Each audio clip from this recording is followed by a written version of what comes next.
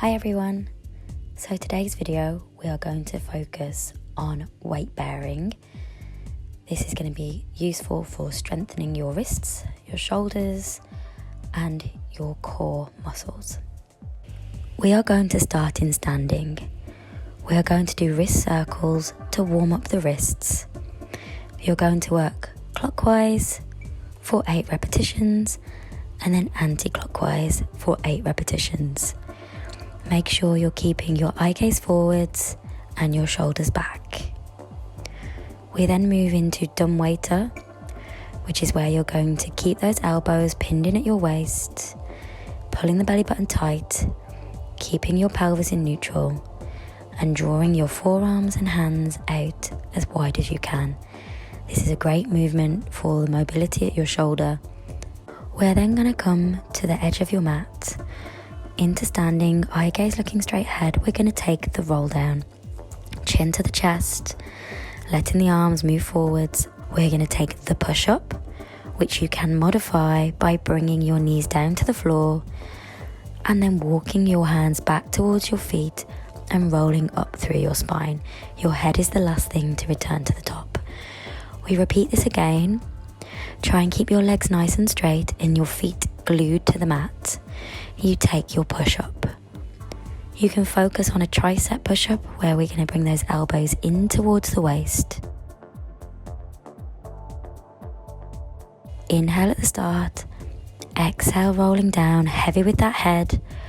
We walk forwards to the front edge of your mat and taking your push-up again. Remember, if you are finding that push-up quite challenging and you are unable to keep the form, then just work on holding a straight arm prone position. We're going to work through anywhere between 4 to 8 repetitions of these, and on that last one you're going to hold it. Keeping your trunk nice and tight, we're going to take it into the single leg prone pull. Keeping your pelvis nice and stable, we're going to kick that leg up 8 times, keeping your eye gaze looking just towards the top of the mat.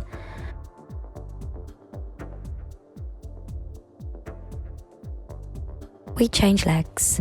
As we change legs, really focus on those hips staying nice and stable. We don't want them rocking or swaying side to side.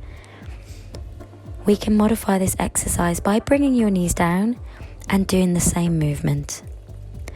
Once we have done that, we're going to take a short rest in a child's pose, stretching out through your shoulders.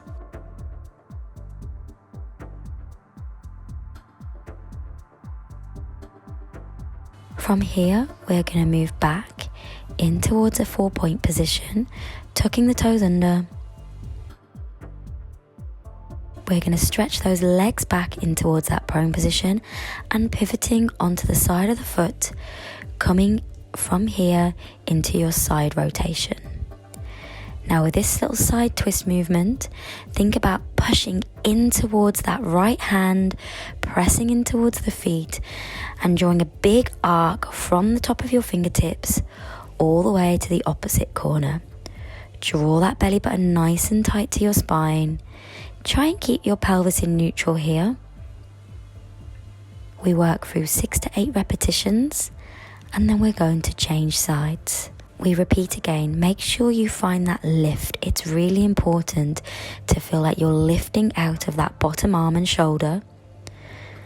And again, if you need to modify this exercise, you're going to drop that bottom knee to the floor and just work on rotations. Inhale as you start the movement. Exhale as you twist through.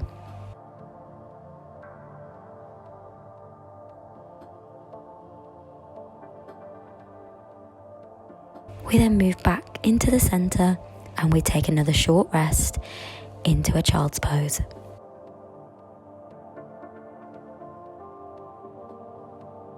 From here, we're going to take the side bend.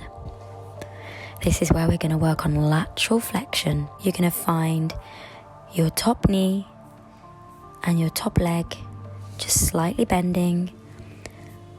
You're going to find that big arc with the side of your body. Inhale at the start, exhale as we take that stretch over. When you return to the floor, you only hover your hip to the floor, you don't rest.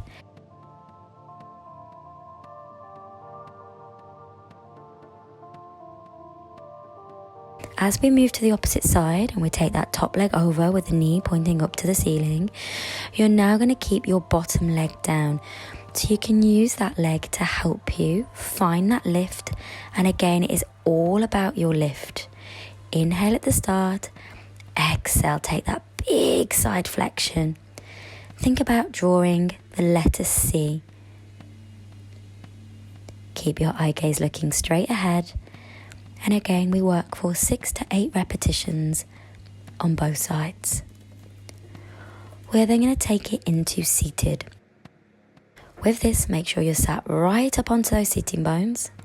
You're going to take your arms behind you, press those feet into the floor, chest nice and open. You're going to come into a slight lift, thinking about that pelvic tilt at the top, squeezing through the glutes.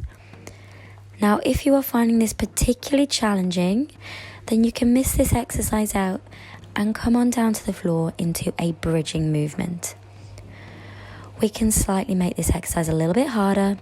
We can straighten those legs, and we're going to do the same lifting movement. It is really important with this to start with a neutral pelvis and exaggerate that tilting under slightly, pushing that pelvis through. Keeping your head neutral, watch that your head doesn't go too far back. And with those hands, make sure those fingertips are turned out. Our next movement is our supine leg pull.